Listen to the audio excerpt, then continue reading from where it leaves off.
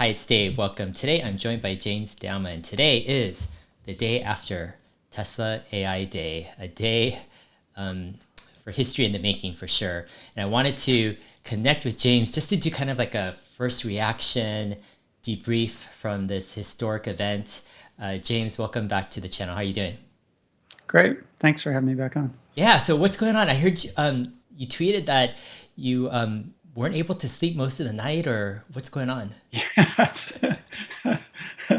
I'm still in Texas time because I just drove back. So I went to bed kind of early. And then I woke up at 2 a.m. and I started thinking about this stuff. And that was just like it. I could not get back to sleep. So like at 6 a.m. I gave up and I just started reviewing the video and taking notes. And that's what I've been doing all day so far. So yeah, it's pretty exciting. Yeah. So yeah, I don't even know where to start with it. Let's take a step back. Just overall kind of reaction or, feeling. What about Tesla AI Day excited you? Was it exciting? Like, let me know. Let us know. Spill the beans. Like, Yeah. It was really exciting. It was really exciting. So I'm stunned by the ambition of the thing. So you mentioned, I think you had tweeted out maybe while it was going on that, we talked about the humanoid robot thing. And in fact, I think we talked about it on our first chat like last year, right? Yeah. And when you asked me about it, like we talked about it and I thought, yeah, if anybody was going to do it, Tesla was going to do it. And like, I think this is the right way to go about doing it. And I was really inspired by the approach that they were taking and that kind of stuff. But I also said, nah, it's too much. It's too much, and then like that was really bugging me last night when I woke up. It's like, why was I wrong about this? Like, why am I surprised so much that they're doing this? Because I was thinking back about like the first FSD, the first autonomy day, I was patting myself on the back because I guessed so many of the chip things right and whatnot. But then, I realized, no, actually, I expected them to do an accelerator and they did a sock, right? And, I didn't expect, they went so big on the robotaxi thing. It was super, super ambitious. And then I'm thinking, God, this is a guy, he's like trying to go to Mars, right? He's not just trying to get a rocket in orbit. He's like, no, we're going to Mars. And then the battery day thing, then I remembered battery day, right? And battery day, I expected him to come out and say, 300 gigawatt hours, like that's our goal. And it was 3 terawatt hours. So there's a part of me which is like, well, of course they're doing a humanoid robot, right? Because it's there or something. I don't know. It's just, I've been using this analogy today with self-driving cars are like going to the moon, and humanoid robots are like Mars. Like I don't know how well appreciated it is, but it's really much, much harder to do a humanoid robot than it is to do a self-driving car. Like the self-driving car problem is so constrained compared to a humanoid robot. And yet, I do believe that continuing to scale in the way that they do, it's not a matter of just like having a bigger neural network, right? It's definitely going to take a lot more than that, but it's really clear from looking at what Andre and Milan Ashok were talking about yesterday, that they're not just making a bigger neural network. They're not just praying that that if they just keep doing what they're doing, it's going to get better. They're thinking about it. They're changing what they're doing. They're reacting. Andre spent a bunch of time talking about like all the different approaches they'd used on the planner and looking at the network architecture. I was super happy about all the detail he went into in the network architecture, and it's a different network architecture. Like every time he talks about it, it's different, and they've added significant new things. It's gotten a lot more complicated, and they're doing a lot of really cool stuff. And whereas in the past, like when I first started looking at the autopilot networks, I was shocked at how sort of mundane they were. That is, they had pretty much, the first ones I saw, they were pretty much pulled straight out of academic research, right? They just copied them in there and they were pumping data in. And I was like, okay, if it works, maybe that's the approach, right? Is that we're going to go with stuff that we know works as opposed to like doing research. But it's really clear also from the stuff that they're talking about. You can look at the slides and you can see like where they're building on what other people have done. They cite the other research. but so many of the slides didn't have any citations. This is original Tesla work. I mean, they're breaking new ground on this, and Yeah. and a lot of the stuff they're doing is a really interesting idea. So that's just the networks, right? That's not talking about. I mean, the simulation stuff was cool. The planning stuff, they're doing so much more in planning, and it's so much more sophisticated. I mean, they're using a Monte Carlo tree search with a neural network to generate the weights and paths. It's mu zero, right? What George Hotz wanted, right? And it's really clear that the end goal is end to end, right? Yeah. At the end of all this stuff too. I mean, which I think it was probably pretty clear if you combined statements Andre had made in the past that they were going to end up end to end. But now he's saying, yeah, that's the end game. That's where we're going to. Yeah. And that once again, that's really ambitious, doing end to end on a really complicated problem for millions of cars out in the world. Like that's a very non-trivial thing, right? And then, the snapshot that we talked about, the teaser shot from AI Day, we basically knew that was going to be a multi-chip module for DOJO, right? I mean, that was the only reasonable interpretation of that stack up, but they're not taking a tried and true design and just saying, yeah, let's tighten the coupling, make the chip bigger, overclock it, get the heat out really fast. I mean, they're not doing straightforward things. They're not doing the straightforward, simple thing, which has a really high probability of success, and that's like low risk. They're going for what's the right solution? What's the best thing we could possibly have? Let's build that, right? Because that MCM and the architecture they're doing with that 2D compute plane with the insane bandwidth at the edges of all those die and whatnot, it's just nuts, right? And that multi-chip module, it's like, I mean, I've heard people talking about TSMC had some, interposer technology and whatnot that is kind of along this line, but nobody's actually using it. It's kind of a research project. And here's Tesla, on their own out there building, this nutty, I don't know what to talk about. 18,000 amps. Oh my God. It's like your car takes 400 amps max when it's running flat out, right? That multi-chip model has got 18,000 amps going. Now it's only at 0.6 volts. It's 15 kilowatts or 0.8 volts or something like that. But 18,000 amps, like, oh my God. Like, that's just nuts. And this is one module, right? They're going to put 6 of them in a cabinet. And then they're going to, it's just nuts. Yeah. I said the ambition is breathtaking. And I think that's the right word to do it. It's really something. I'm just really wound up about it. I mean, so like my kind of reaction was, I'm like, they're showing more of their cards, like what they're working on more in depth, with not just with vision, but with planning, with hardware. And then they brought it all together at the end with the humanoid robot, right? Basically saying, we're going to port this FSD computer and our whole stack of, neural net, like training, and planning everything into this humanoid form.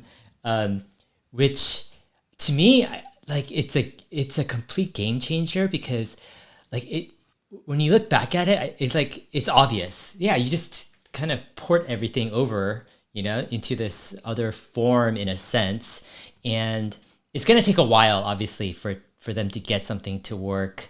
And so I think the first step is a prototype, but then after that, they need to figure out how to get a useful product out to the market, and at a reasonable cost. So this is going to be a while. I don't think we're going to be able to buy a Tesla bot in the next, maybe at least 2 years, I'm guessing, right? 1 year to prototype, 1 year to, maybe iterate off of that. Man, I think if they want to push anything out into the market in the next few years, they're going to have to super, super constrain the application space to do that. And they want to go general. So like I said, it's not, however much training material you need. Also, there are problems that the robot has there are control issues that you have to deal with a robot. Like, picking up an object in the real world involves a lot of steps. Just for a robot to like be able to pick up a hammer or be able to, nail a nail with that. There's a ton of feedback stuff and a whole lot of novel problems that you have to solve that they're not a subset. They're no component of the self-driving car thing. It's a completely different space of robotics problems that they have to go after. So it's not just like take FSD and take the FSD chip and put it in the robot and then collect robot data and train it on that. There's going to be a lot more. Sure. And we can see that they're not just building a big neural network, right? They're playing around quite a bit with the architecture and they're trying different kinds of things. And a lot of the things that they're doing, like in the planner, they're clearly tailoring them to the task. They're not brute forcing. They're doing some amount of brute force. I mean, they're building that big ass computer, right? Yeah. There's going to be a lot of brute force going on there, but it's not just brute force. They're clearly, exploring the problem domain and trying to see how little they can get away with, and seeing what works, and building on the stuff that works, and with the robot, it's going to be that times 100 or something. Definitely. Because there's. It seems to me the angle for so I get a lot of replies from people on Twitter saying like, oh, what does Tesla have against Boston Dynamics, right? Everyone is impressed by the whole dancing robot thing, right? And I'm thinking like, for me, it's two things. One is like Boston Dynamics, like first they haven't really come up with a useful mass market product, because it's so expensive. Their dog, I think, is what, $75,000. Like, and what does it really do, And then their robots that they're dancing, these things are probably hundreds of thousands of dollars. And it's like, they really haven't found, a killer use case for it. I think what Tesla's angle is Elon is like completely, I think, redefining a robot. And he's like, it's got to be useful. That's the key. And I think it's going to be affordable too. It's going to be affordable and useful. It won't be like the Boston Dynamics, like hundreds of thousands of dollars, like jumping up in the air and doing these crazy stuff. It's going to be focused on like some killer, like real life use cases, and that people are really going to find useful. And it's going to be super like affordable. Like I mentioned, I remember last year you were saying like $10,000 humanoid robot, and it's like Boston Dynamics doesn't have that like ambition, to really have, I think, in the near term, a mass market like humanoid robot for $10,000 or $20,000. I don't even know if there's any company that is even remotely like has any possibility, to do a $10,000 or $20,000 humanoid robot. You have to really go to scale to get the cost down, right? It's not going to be we're going to sell a few thousand robots. It's going to, it's like the scale is millions. Yeah. And, design for manufacturing, build a factory, optimize the factory for doing that kind of stuff. Exactly. And, when I was doing, that paper study that I mentioned in that call where I came up with the $10,000 figure, I picked $10,000 because that's the scale that it takes to really change the conversation about this. And so my question was like, are there physical, like, is there anything about material science or the energy density, torque that you can get from electric motors? What, are there physical or engineering reasons why you can't build a $10,000 robot? And I couldn't find it. It's, as far as I can tell, the silicon tech we've got, the battery tech that we've got, the material tech we've got, nobody makes the motors right now. I looked around for a while to find actuators that were really appropriate to the thing. But, if anybody can make those actuators, it's Tesla, right? I mean, they've I can't think of anybody who's better placed to do that kind of stuff. And they got material science people. They can do all of the hard work necessary to solve the engineering challenges associated with making. I mean, and I wouldn't expect the first one to come out cheap. The Roadster wasn't cheap. The Model S wasn't cheap, right? You have some place to start, but yeah, $10,000 humanoid robot that's useful in the real world. 5 fingers, a real hand.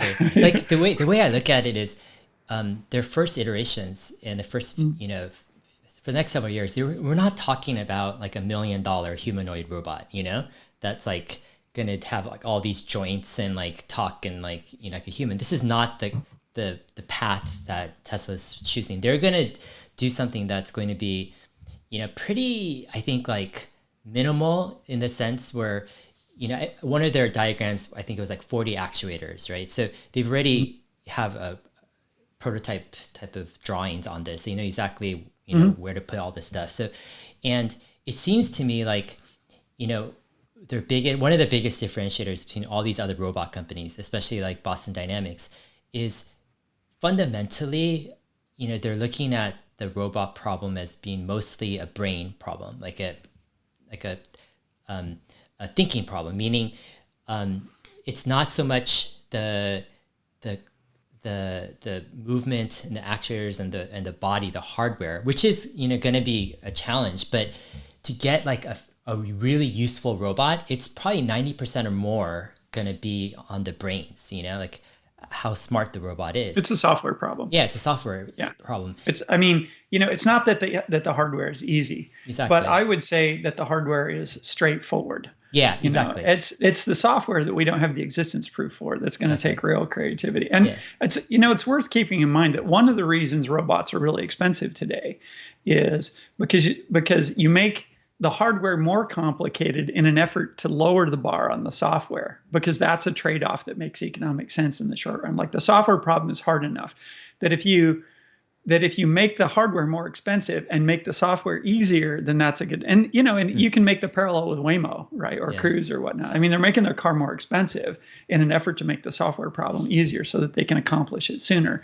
And they believe that the value of the product is high enough that it justifies the cost. It's still economically viable, even with the expensive hardware. And you could see, Boston Dynamics being in a similar kind of vein right now, right? That they don't want to wait 20 years to sell 1 million robots and then have no income before then. They're starting with some higher priced thing in an effort to make the software problem easier, right? Yeah. And for Boston Dynamics to solve like the AI problem, it's extremely difficult because like where do they get like all of the data, the architecture, the structure, the training, the compute, everything to process massive amounts of data to understand the real world and learn to navigate that with just, a fleet of like, I don't know, 10 expensive robots. You can't do it. It's like, I don't see how they stand a chance, at least on their own, in terms of solving the AI problem. And that's where Tesla's approach is different. They're like, fundamentally, if you're going to create a generalized smart robot, it's like you need the brain, like that is the key part. And it's like what most people don't realize is Tesla's been working on this like heads down for years, and all of this stuff, or at least a lot of this stuff is going to be able, like they have a huge head start with their Tesla bot. And one other thing is,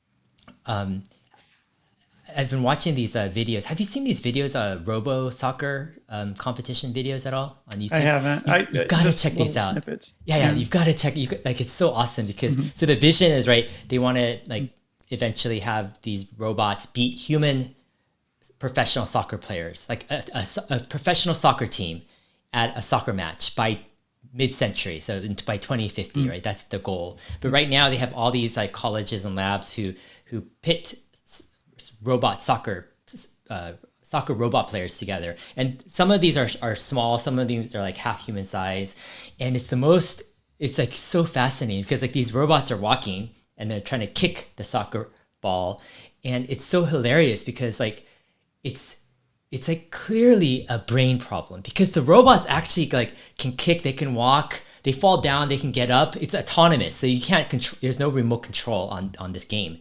But it's like when you watch it, it's like oh my gosh, it's at least 95% or more. It's fundamentally a vision and planning. It's control. Yeah, it's like figuring out how to navigate soccer is interesting. It includes a couple of different things. So one, it's a toy problem, right? It's highly constrained. The other thing is it's not entirely scale invariant, but kind of scale invariant, right? Like you can start with really small robots and get the cheap things. That, you can your robots, they're in an arena with there's no safety issues, right? It's robots versus robots and whatnot. And in the beginning, it's little toy robots, so there's nothing even to really get damaged on that kind of stuff. And it's an incremental difficulty thing, right? You don't start out playing against humans. It's a dumb robot playing against another dumb robot, right? So the challenge naturally escalates as the robot gets better. So it's kind of like a physical version of the AlphaGo thing, right? When it starts out playing against itself, and it's a bad opponent, but as it gets better, it itself becomes a better opponent. And then so you get a natural kind of scaling to it and whatnot. There are a lot of really great things about it. And people get excited about it. Yeah, right? exactly. I mean, it's something that even like you were saying, well, it's so obviously a software problem. Like you don't have to know very much about that problem to look at it and get that it's a software problem. Whereas, it's easy to kid yourself that there are other fixes in other domains. Like even a layperson can do it. And one of the things about humanoid robots, for anything you do with humanoid robots, humans, we understand humans. We know we're all embodied human beings. We're about this size and whatnot. So we have a pretty good sense of the actual difficulty of everything that a robot does. Like you can relate to what's going on with it, right? So I think it's very it has all these great aspects of it for a demonstration problem, for students, for enthusiasts. Exactly. And you can see them making real progress on it over time. I don't know if working on that problem itself is really going to drive. It might. Exactly. It's possible. Well, the whole idea, the whole thing I was like getting, like watching this a few minutes ago, I was like, I was like, wow, it's like Tesla is already like so far ahead in the robotics field, even without even making like a so-called robot like other people, because of I don't know if I would go so far as to say that they're really far ahead. Most of the complexity in FSD has really cranked up in the last 2 years. So in theory, if you had a great team and you had the right resources and whatnot, you do need the data. I mean, how do you get the data? But of course, but Tesla doesn't start out with 1 million robots either, right? They need some kind of simple application to get, if they're going to do the same thing with robots that they do with cars. Yeah, but they're starting out much better financed. Yes, with the robots the thing is, you get that everything that the cars have given, right? FSD in terms of data and training, all this stuff, like that's like the starting place, for the robot development, and that puts Tesla so far ahead of any other robot lab in the world because they've got the brains. The brains are so far ahead. It's like they're leveraged all of their data and expertise with FSD vehicles, and it was already there. It was like obvious that they have a huge amount of infrastructure. Exactly, it's true. And they know how to use it. They've been thinking about this problem. Exactly. A lot of the vision and perception and planning they will have sorted out by they still have locomotion to deal with, and they still have for the world, for robot or for cars, the world is kind of 2D, and for robots, it's definitely 3D, right? So there's a more complicated sort of dynamic. The robot bodies are flexible; they can do multiple different kinds of poses. It's not trivial, and it's not straightforward. But they do start with some very significant advantages in this space, especially if the solution is similar to the FSD solution, especially, right? Like you will see roboticists say, as they do with respect to the cars, that, or believe, I don't know if say, they wouldn't put it in these terms, but that I'll call it, pre-deep learning robotics. Let's call it classical robotics. That has a really important role to play. That engineering discipline learned a lot about robotics. And if you're not building on top of that, which, you could kind of argue that Tesla doesn't to a great extent build on top of that kind of stuff, which is, I think that's the source of a lot of the skepticism about Tesla's efforts in that space. And you'll see them, I suspect, do the same thing in robotics, right? That there will be, a general consensus among experts, as there is with FSD, that, oh, this isn't going to work. They're not doing what all the smart guys in academia who started 50 years ago are doing, right? So clearly they're doing the wrong thing. So. Yeah, I can't imagine like the confusion. I mean, yeah, definitely there'll be like a lot of confusion with experts in the robotics field because Tesla's coming from nowhere, and yeah, it's definitely, I mean, it's so fascinating. It's like Boeing laughing at SpaceX, Exactly. 10 years ago. Like, yeah, right, you're going to land that thing on a barge. Good luck. Yeah. Yeah. Yeah, seriously, it's crazy. Yeah, I mean, personally, for me, it was before the event, it was obvious Tesla's, moving into robots beyond the fleet. But my whole question mark was like, for them to get a humanoid robot that's actually useful and that people can actually buy. I'm like, that's not ready right now to reveal, And so that was my whole thing. I'm like, what can they reveal right now that people can buy? And so I thought maybe it would just be a demo, but I'm like, if they show a humanoid, then it seems like it's such a far off thing. Like I thought it would be like, at least several years before, they come with something substantial. But then I think what kind of hit me was I'm like, whoa, kind of like your impression. I'm like, no, they're kind of almost borrowing on a word from Elon, pathologically like focused on moving so fast and as ambitiously as possible.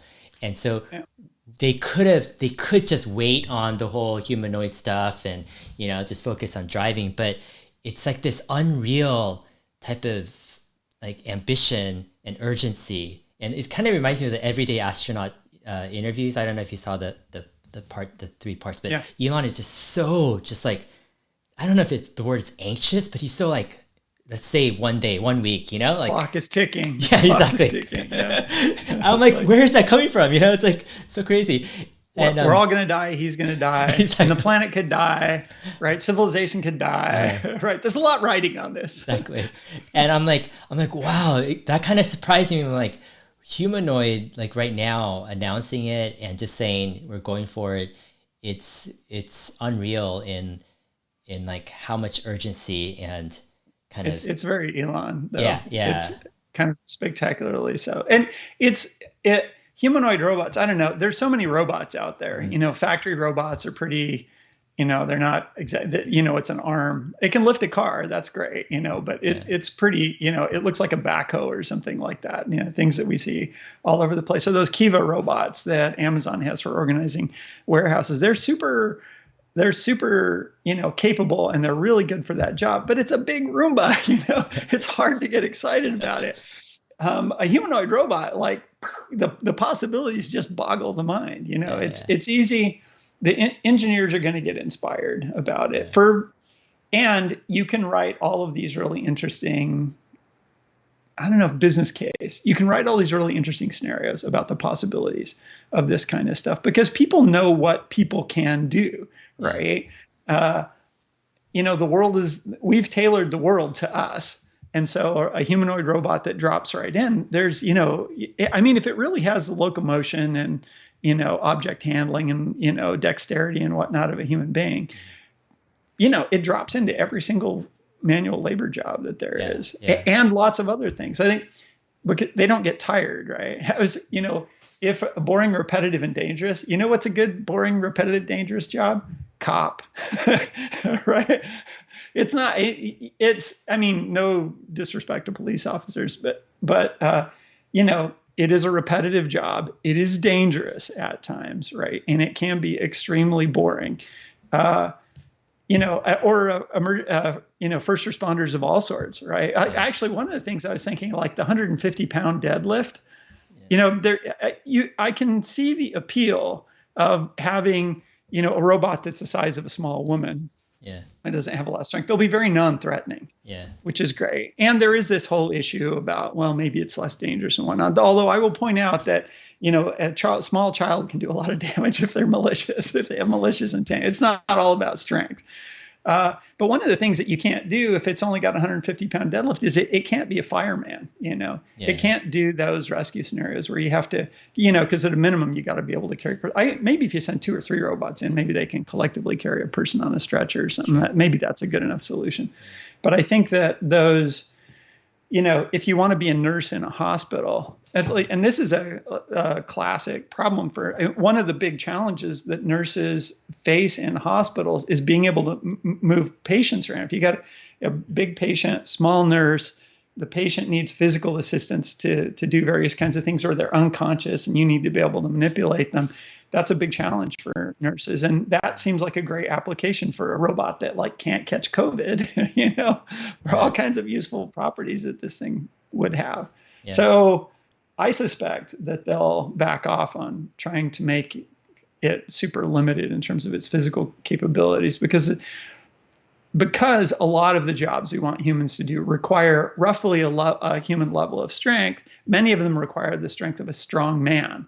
And so, that 150-pound deadlift or that 10-pound straight arm, lift, that might not be enough. But we'll see. Yeah. They could do the, petite robot for quite a while, perhaps, before they have to move on to safety critical stuff. Yeah, I mean, I was actually impressed by how Elon seems to have at least given consideration to kind of the safety and he wants to make sure robots are done the right way, and that's the thing that bothers me about Boston Dynamics. What's the point of having these Terminator-like robots do all these scary, eerie dancing maneuvers like they're going to catch you? And, it's what's the point? It's for me, it's I think what Elon has done with the robot is hey, we want it to be a nice robot, we don't want this scary looking crazy robot. Make it I like that it doesn't look like a human. It's just black. It's going to be a screen. It doesn't feel threatening. It's just sitting there, and it's it's going to walk slower than a human, and it's going to have limitations. So it's you're going to be more comfortable with it. And I think that to me, it's that's something. I'm sure there's other people who have thought like that and all that, but to combine that kind of responsibility of safety for the robot with the cutting edge of technology, it's I'm glad Tesla is doing this rather than another company, because I don't know what the other companies really going to do with the technology. It's yeah. Well, yeah. I mean, if a company thinks that the early market is all military robots, right?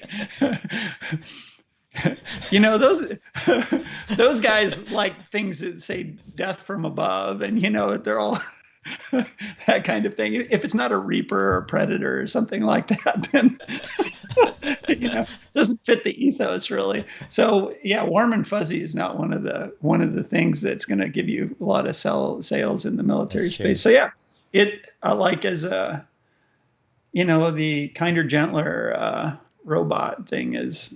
Yeah, it could be, maybe it's a really good idea to do it that way and just say, yeah, if you wanted to carry a gun, we're not going to talk to you. Yeah, exactly. It's no weapons. Yeah. Maybe, well, there will be Elon's 3 laws of robotics. Maybe he'll have 10. Who knows?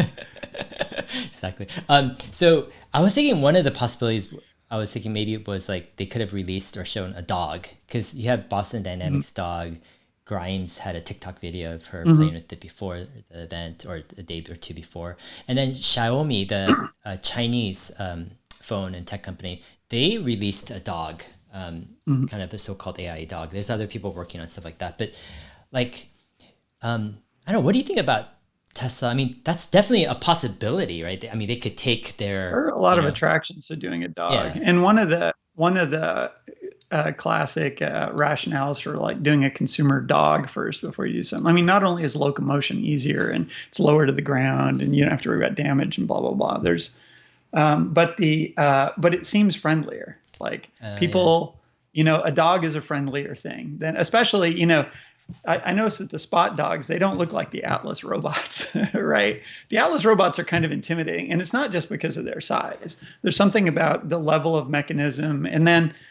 One of the problems with anthropomorphic robots is the uncanny valley, right?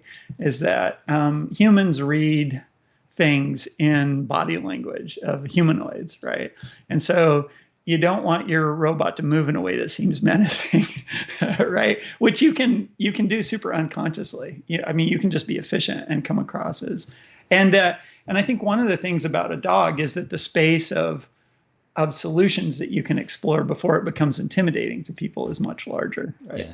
Especially if it's a an Atlas scale humanoid robot. It's big. Those things are big. They're really big and they're really heavy. Yeah. So Yeah. I mean, I can imagine a dog being a interesting thing because, like, can you imagine like you have some YouTube videos of some people telling their Tesla dog, say, "Hey, get me a beer from the refrigerator," and then you have the dog going out, pulling the refrigerator handle or something, picking up a beer, bringing it back.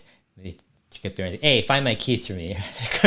Gets your keys. Find my phone. Gets their phone. You have this video of this guy just chilling on his sofa in his man cave or something, right? The dog is getting all the stuff for him, and, "Hey, chips. I need some chips." The dog jumps on the counter, or whatever, gets the chips, and like, I would imagine almost every guy out there would be like, "Oh my gosh!" Like, like, where do I buy this dog? This is like got to be the most coolest thing ever. Really? I mean, Okay. Yeah. I can't relate to that one, but I believe it. Yeah, but yeah, just like like that kind of like useful kind of assistant mentality, like something in the house to help you with something, whether it's like, "Hey, clean this up," "Hey, vacuum here," or, "Hey, get this for me." It's like, it just seems like, I mean, the humanoid robot obviously can do that as well. I mean, maybe they'll jump to that, but just, I mean, it seems like maybe there could be a lineup of various different types of robots in the future, but I would imagine they want to focus on, kind of like the most generalized solution in a sense, because a human can do probably almost everything a dog could do, right? So, I mean, what are your thoughts on that? Do you think it's worth exploring other robot forms, or do you think Well, they'll just go if all they can in do with the human, they humanoid? can do other shapes too. It's just the humans got a ton of advantages in the real world. Like it can carry a box and open a door. It can. Dogs are pretty good for locomotion. Quadrupeds are pretty good for locomotion, but in a human house, you need to be able to get things off the top shelf a lot of the time, right? So, or you need to be able to wipe the top of the windows. Is that there's a really big space of things that are jobs that we design for people. A humanoid robot can push a vacuum or operate a broom or use a shovel or a sledgehammer. I don't know, maybe the 10-pound deadlift wouldn't work with a sledgehammer. Yeah. Yeah, one of the things I've been thinking about a lot over the past several months is the whole last foot delivery problem. So you have the robotaxi getting to the house. I'm like, how do you get the package right from the house to the front door or whatever? And, it seems like either drones or some type of robot, but the humanoid robot seems like a pretty good, like, solution to that, because, they stick around in the robotaxi. They could even sit in the front car or in the back, or it doesn't matter. Or drive. Yeah, pretend they're driving. Like, what do you mean pretend? They can drive, right? Yeah. Actually drive that's pretty crazy. Actually, I wonder, can a Tesla bot drive a dumb car, like an icy car?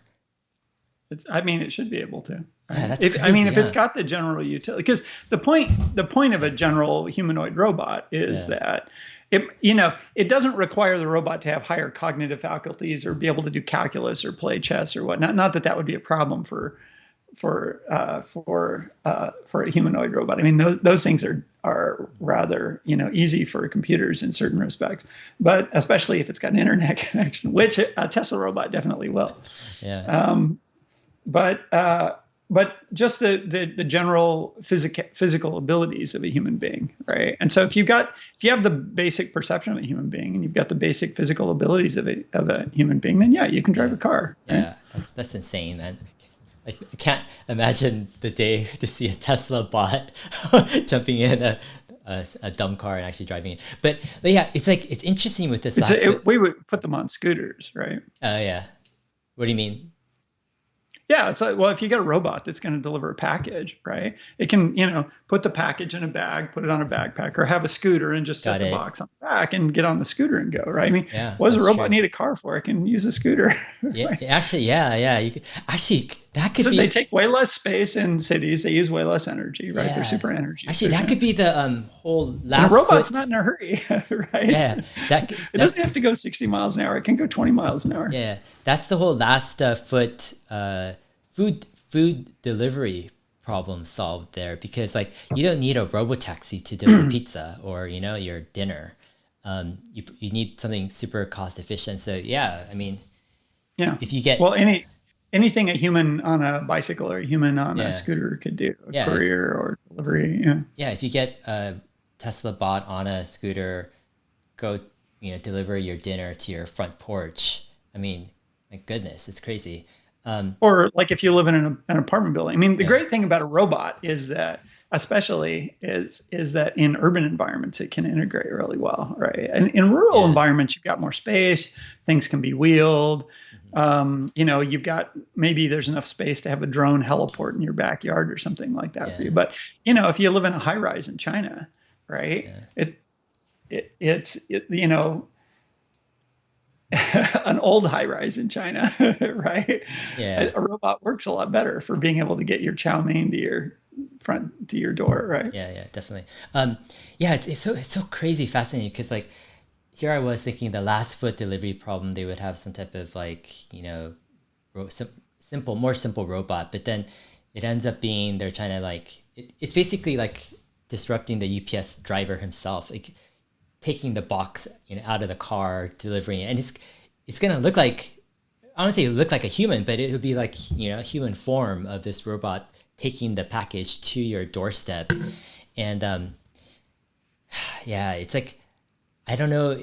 For me, it's like it seems like the Tesla community is like processing this, starting to get it because it's something they've been looking forward to, and something like we've been talking about a lot. That just the foundations of all this stuff. But I think for the rest of the world, like they're not in tune with any of this stuff. Like this is completely like a like unknown stuff, and Mm. for them to you know, it seems like it's just something like it's crazy. It's going to be a world where you I have, agree that delivery robots are a really interesting application. yeah, It's the kind of thing where you could find a business.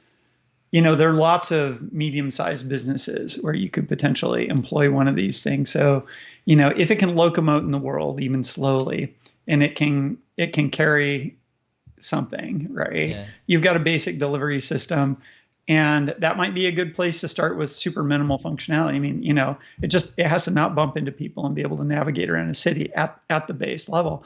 And then once you've got a bunch of them out there, they can be collecting data. They become your big test platform, and it's so yeah, every night they sit down and they update, and the next day they're smarter. Right? yeah, yeah, definitely.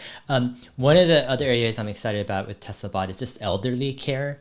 So you've Mm. got a lot of growing older population, and yeah, even like my mom, she's like in her mid almost late 70s, and she's like having a more difficult time walking around, and Mhm. she's like, I need a walker, and then it's like she can't get certain things, can't pick up things from the ground, and just a lot of different normal basic items, and so it's like, oh, okay, what do we do? Can we hire some help? But she doesn't want help all the time. She just wants it when she wants it. She doesn't want someone like hanging around all day, and so and as needs grow, it's like needing to go to the restroom or bath or cook and all this stuff. It's like right now the costs are so prohibitive to have full-time live-in care. Like it's not just the person you need to hire, it's like they need to have a place to live and stay. So you have to have the right like house or living environment. There's so many things. What if they don't show up? What if they're mean to your parents? Like how do you know what's going on? And it's like it seems like a Tesla bot eventually, of course, when they get this, figured out more, it just seems like, man, that could be really, really life changing for the growing, elderly population. Have you thought about any of this stuff? What are your thoughts? Yeah, no, I think it's definitely an area of need, especially as our society continues to age and people live independently up to much later ages than they sort of traditionally have. It's definitely that's why I mentioned the nurse robot, right?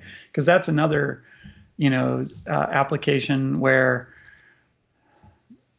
it doesn't require fine dexterity or necessary. Actually, I guess I don't want to minimize how complicated it might be, but it's also something where we need a lot more people than we have, and people are expensive, and the level of care that you would like to give is constrained by the number of people there are. In American hospitals, a common complaint is that it takes you ring on that bell and you don't see the nurse for 30 minutes or whatnot because they're busy, right?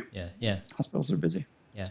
One of the interesting comments, it seemed like Elon was a little bit, I wouldn't say cautious, but it seemed like, he was obviously excited about the Tesla bot, but he also had some reservations, it appeared, where he's like, we might need universal basic income, people might lose their jobs. And, but I think it's something interesting to think about where it's like, he was making this point where it's like, is there an upper balance to the economy if the economy is mostly labor and you have this ability to create, right, more and more labor at a marginal cost? And I don't know. My thoughts are like, I don't know if universal basic income is per se. I mean, it's definitely one of the options out there, but it seems like if you could have robots that can, effectively create value, whatever that value is in a way, and if the ability to create more and more of these robots, is not too difficult. And there's a way to maintain the ability to continue creating that value without it being like marginally like dissipated with more robots out there. It seems like we can find a way to allow more and more people to participate in that, value kind of realization somehow, whether it's owning a part of, like a group of robots or what they're doing or new companies formed to, It's when people are born, they get a chunk of the stock market, right? Yeah, exactly. Set aside half of the stock market and give people slices of that. Something like live that. Off the dividends road. But I mean, that's basically the dilemma about UBI type things. I mean, these are all just essentially redistributional mechanisms that society produces. It's a cornucopia, right? It produces all this stuff. And then we have these social conventions about how we distribute it among people. And side effects of the distribution mechanism create incentives for various people. And they also they provide these various social things. They give people a structure to their lives. I mean, there's all these traditional roles, traditional things that jobs. So it's not just the money, right? Now, so if you get rid of the jobs but you take care of the money thing, what are the social side effects of that? Are they big deal? Some people think it's a really big deal. Some people think, it's not going to be a big deal.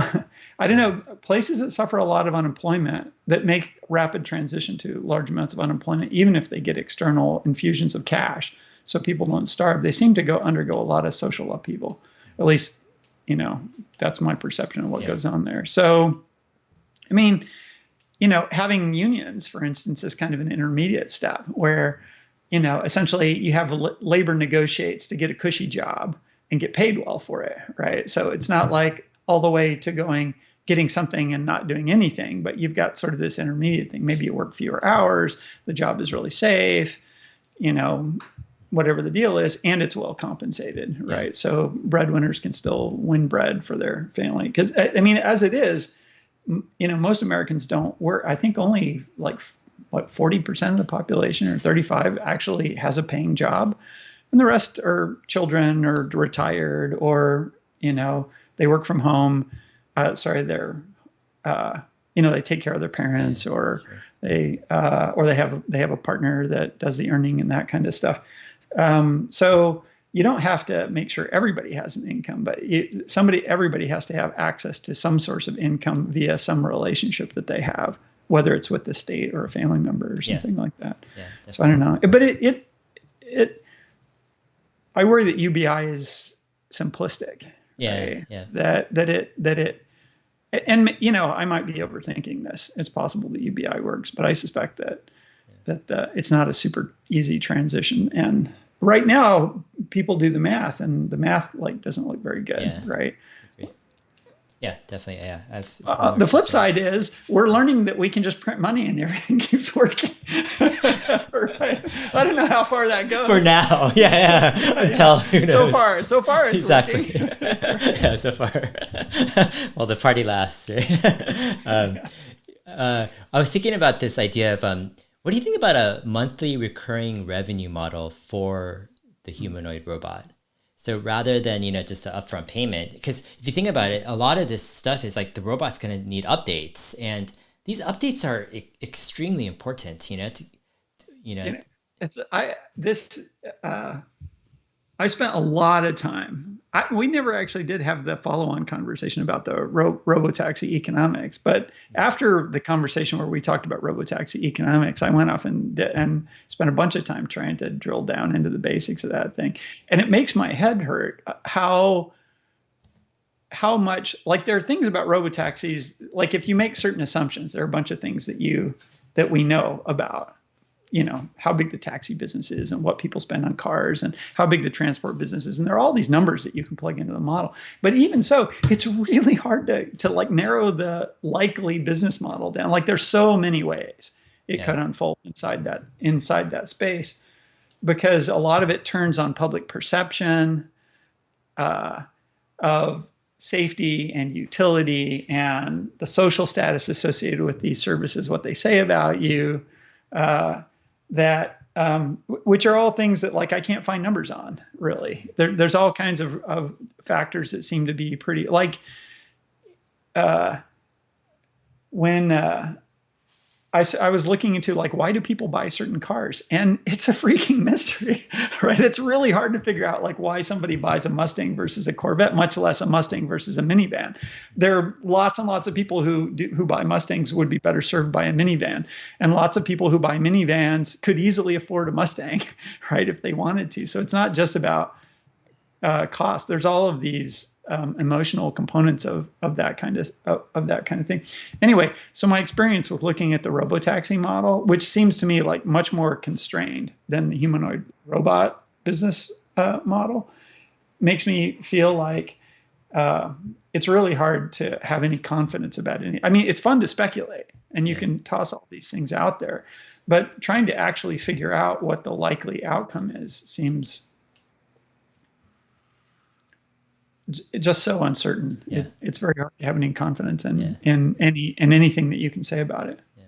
So one of the some of this stuff is so crazy. So one of the things that's just kind of mind bending, blowing is like Tesla has these big business huge total addressable markets that they're just in the infancy, right, of addressing, whether it be not just EVs, but autonomous, vehicle transport, energy. We're just in the early stages. So it's like, it feels like the next decade and, with autonomous driving is just like, it's a huge runway. Then you have energy, which is a huge runway, next decade or two. But then this whole event last night is just through another product line where it's like humanoids. This is like gonna be a huge thing for many decades to come. Like this isn't just like a side little tiny. I mean, I think that's where people can get tripped up. It's like, this is a hobby toy project or something. It's never gonna come to fruition and just whatever. They're just showing it off. Or now they really have too much on their plate. Yeah, exactly. Yeah. But like the reality is those.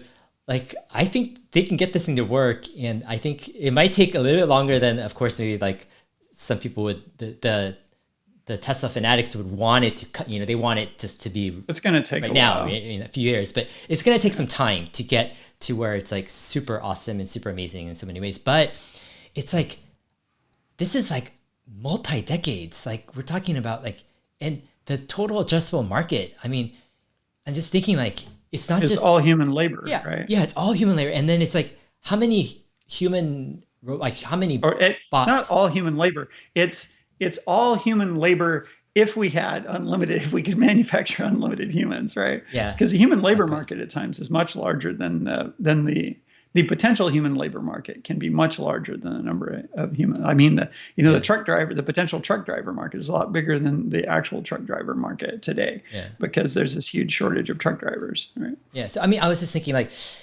what Elon is saying is like with you know the economy being almost unlimited with if it's labor and you have robots is, I think he's basically saying like in some ways this humanoid market is much bigger than autonomous driving, because autonomous driving is like a subsect of human labor, like driving, and transport in a Mm-hmm. way. But a generalized humanoid robot solution is like, it just seems to be much, much bigger than just driving and transport. I mean, what's your kind Yeah, of initial thoughts on that? yeah. I agree. It's big. It's really big. Yeah, man. Like I remember having a conversation with a guy some years back, and we were both at a tech startup or something like that. He said, "This reminds me of that the story about plastics. That's the thing." And then he was telling me energy. That's the thing. You know how big the energy market is. Like that's what we need to go work in.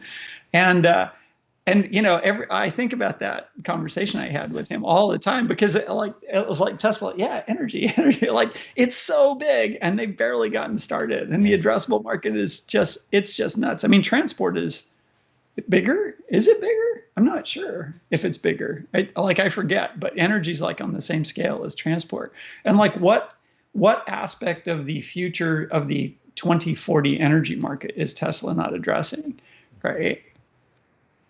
Because they don't need to go into coal plants or natural gas generators. I don't know that they need wind power, right? It's because solar beats wind for the most part. And by 2040, solar's going to be beating wind pretty badly. It's ahead now, and it's gaining space, right?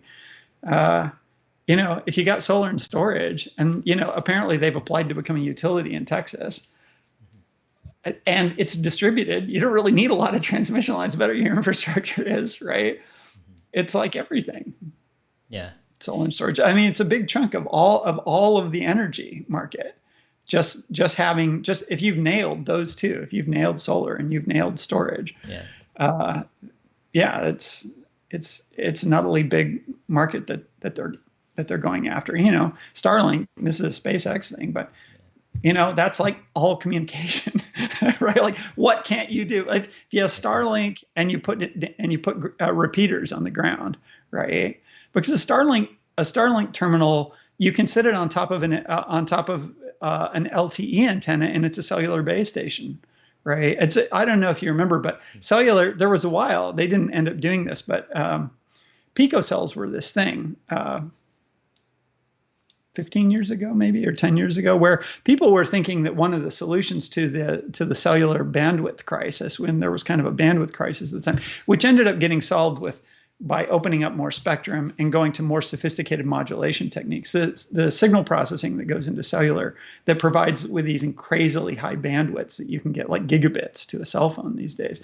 At the time, a lot of engineers in that space, they were looking at, well, what if we make the cells really small?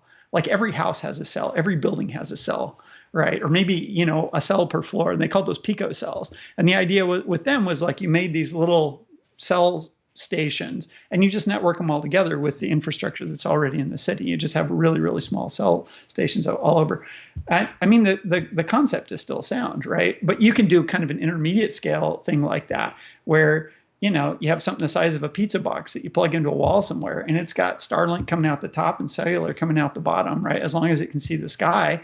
You go to Los Angeles and you scatter a few. If you can make that box for a couple $1,000, all they need is electricity, and wow, you got a really good cellular network, right? Because unlike current cellular networks where you got to wander, the geometry changes, the atmospheric conditions change. I mean, getting a cellular network built so there are no dead spots is actually pretty hard. But if your cells are really small, you just put every time you get a dead spot, you put another cell right in the middle of it.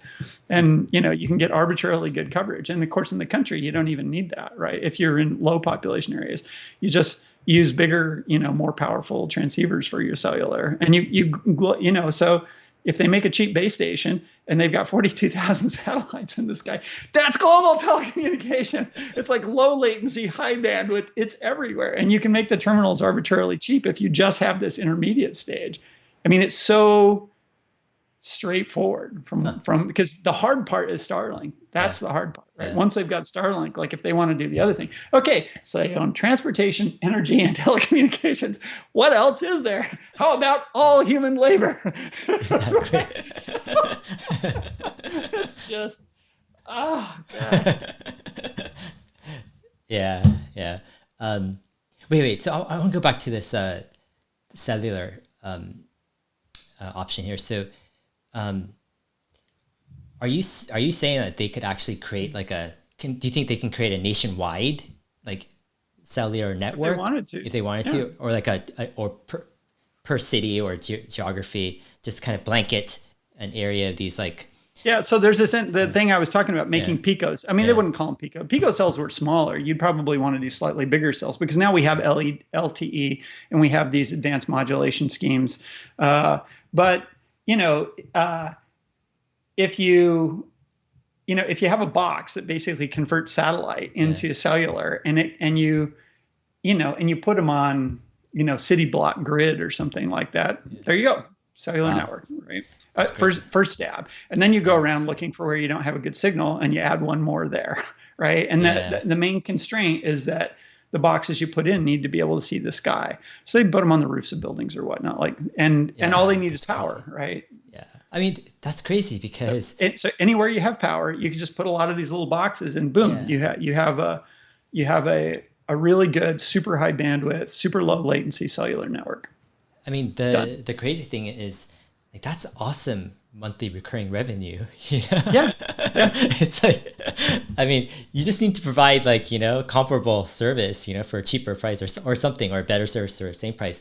But you could, that's like gold. And you don't even need to start nationwide first. You could just start like, in a certain like city or area first, right? And, have a cheap price, $20 a month or $30 a month to begin with. Yeah, it's crazy, man. And then you forgot, not going to say you forgot, but Mars. I mean, interplanetary economy. Like, yeah. And we're going to own that entire planet. It's like telecommunication, energy, transport, all human labor, and Mars. Exactly. Yeah. I mean, yeah, it's crazy. We're getting off the rails, I guess. Yeah. I mean, that's one of the reasons why I'm not sure anymore about the whole Company X holding company idea anymore. I just think logistically there's so many people just kind of not really wanting a conglomerate, merging of a company. But to me, just the ideas are so big. And then Neuralink, right? Like, where does Neuralink fit into all this? Like, it's like, I mean, it's the human brain to the interface to the world in a sense. It's like, it's a whole nother economy in a sense too. I mean, they'll own the afterlife too. That's what'll be next. You don't have to die. We'll just upload you. Yeah. For a small monthly fee, you can live in heaven. Yeah. Sounds too eerily similar to the Matrix. I was thinking, people make Jeff Bezos out to be evil. And all he owns is grocery stores. Oh, man, things are going to get so weird. Yeah, no, it's crazy. Yeah, we live in crazy times. The future is, it's definitely crazy. A lot of things are going to be different for sure. Hopefully, though, the hope is that this stuff can be used for good and not abused too much. Well, I like Elon's line at the end of it is like, oh, somebody's going to do it. Might as well be us, right? Yeah, you're right. His attitude was kind of, I mean, maybe he was just tired, but he definitely seemed very sort of distant and philosophical. Yeah. Like, I mean, the way I look at it is, okay, so the best way to ensure good use of AI in like robots, like in my mind, it would be to make the business model work where you're making the best end product and you're selling it and delivering a ton of value, you're getting a good margin, but it makes it difficult for someone to beat you at that game, meaning to make more money and to create a bigger and better kind of, robot fleet and all that. So in some ways, like it kind of feels like Elon is saying, hey, okay, we didn't intend to do this and we're not even sure it's more like this thing. It's like someone needs to shepherd or steward this, this technological trend. And, it's obvious who's in the best position to do it. It's like, it's Tesla with the technology and with everything. And it's kind of like this obvious choice that, okay, fine, Tesla, we're going to do it because, we're at that position to do that. But also, we know how to do it. We're going to make the best product. We're going to sell it. We're going to make profit, but we're going to make sure it's good for people, and good for society. But yeah, to me, there was kind of like this, I don't know, slightly philosophical, but a little bit of a profound type of like responsibility, like kind of like feeling, you got during parts of the presentation, which I thought was definitely interesting. Oh, specifically the humanoid robot bits of it you're talking about. Definitely, yeah. Yeah, and one thing that struck me about it is it's more half-baked than a lot of stuff. Like the robot design, it was a PowerPoint design, right? It was, the specs are super broad and generic. Like I said, I really think a lot of those numbers will change, right? So it feels like it's a much earlier stage. By the time they revealed the battery factories, it was like, oh, and here's a battery factory. Here we got, they've got this giant building and it's cranking out tons of batteries. A lot of the other stuff doesn't seem like it gets revealed until it's at a really advanced stage. Yeah. And maybe part of the reason for that is you want to time public enthusiasm close to the time that you can get orders and that kind of stuff. So that makes sense. And maybe part of it is not wanting to let competitors give them too much insight into what you're doing, right? So it makes, it gives you more sort of space to run before you have to start worrying about competition. But the robot thing, it doesn't seem, it doesn't seem, maybe those things don't apply, but it's definitely really early stage stuff. And the robot, I think the humanoid robot is farther away today than FSD was when they announced FSD, like what, five years ago, almost 6 years ago now, right? It's going to take a while to get there. So it's not like competitors couldn't, if somebody was really motivated to do it. So part of this might just be Elon saying, I have seen the competition and they are me, right? Like nobody else is gonna do it, even if you tell them, right? Yeah. That's a lesson in the EV space. Yeah. You can give away your patents. You can demonstrate everything that you want. You can show people what a great thing is, and the incumbents are just gonna like, yeah, we'll keep our business model. We'll just write it right into the ground. Yeah. Have fun. Yeah, because I was thinking actually earlier today. I'm like, if you were like, if imagine like Apple, Tim Cook, Google, Sundar Pichai, or Microsoft or Mark Zuckerberg, like these CEOs of the big tech companies, and like, are they really like? What's their reaction? Let's say to the Tesla, humanoid robot announcement. I'm thinking of any of the companies, I think most of them, they probably just gloss over it. It's like, just, okay, whatever. It's a pipe dream. It's going to take many, many years. It's just another Elon type of, pumping project, whatever. But I think maybe the closest one who would kind of go like, oh my, like wake up or just be kind of motivated to try something might be Mark Zuckerberg. He seems to be, of the big tech CEOs, kind of like the one who would be like, I could understand like the possibilities of how big this could be.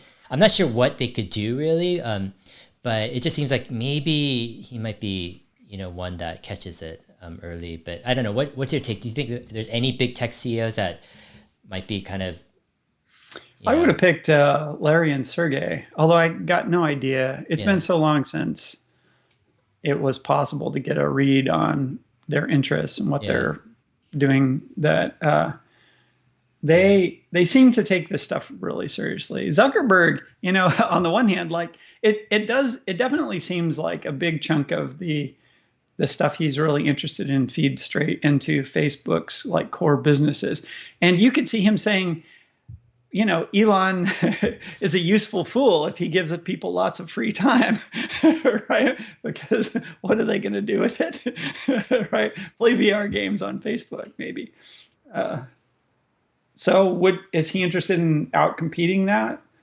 Maybe. I don't know. It is a really big market, but it's also very uncertain at this point. And, a lot of people's natural read on Elon is that it's not going to turn out like he says it is. Yeah. Right. So you could imagine you can definitely imagine holding off for a long time. So Facebook has very serious AI capabilities. Yeah. Google has really serious AI capabilities. Apple does too, actually. They all could decide that they were going to try to replicate this effort. I mean, they all have the financial resources, they've got the core talent and the vision to potentially do it. But in our last conversation, I was looking at it saying, nah, too big. It's too much to bite off. Yeah. And I don't know. I mean, I've been impressed with Zuckerberg's foray into VR. It does seem pretty farsighted, right? I mean, they're making big investments well ahead of the potential of that market. And of course, Google famously has done that, right? They have their whole moonshot division kind of thing, but they've been burned on so many moonshots.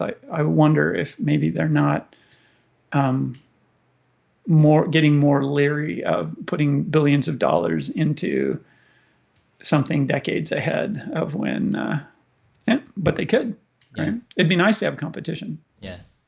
I mean, it just feels to me like, one of the reasons why Elon could reveal it earlier than later is just because I think he just realizes like they're really far ahead in terms of data. I mean, their whole car FSD program has just built up all this, and he keeps on calling it real world, the physical world, AI stuff, where he just, I think he feels like they're significantly far ahead in terms of data and what they've accomplished in that arena, where I think he just feels like they're going to be extending their lead, as their fleet grows and, they just continue on. So I don't think he's threatened, in any way per se. And then he wants to attract the best people to work on the project and, move it along fast. So it's a good PR thing. Yeah. And he may feel, well, like, if Google does it, they'll be timid and it'll have a LiDAR and a bunch of radars on it or something, right? That's the lesson, is that they're going to make the $1 million humanoid robot that has different issues, right? And addresses a different market and fail maybe, right? Yeah. And then you have Apple. If they make a humanoid robot, they charge like everything for all the accessories. It costs a fortune. Oh man, you could imagine premium humanoid robots selling well. All right, James. Thank you for the conversation. I had fun debriefing on this whole AI stuff. I would love to dive deeper on the more technical aspects when you have the chance to go over the presentation more.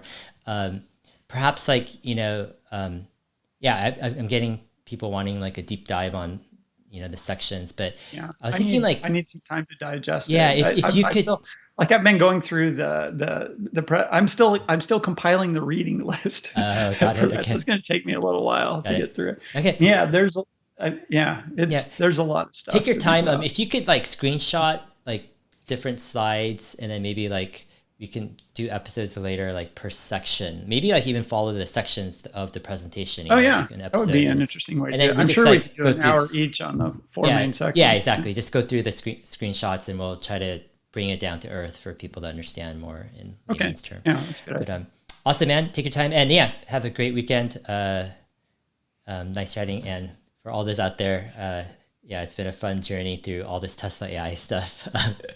Yeah, we've been at it for a while, you know. Yeah. So yeah, it's just crazy stuff. Okay, all right. See you guys. Bye. Take care.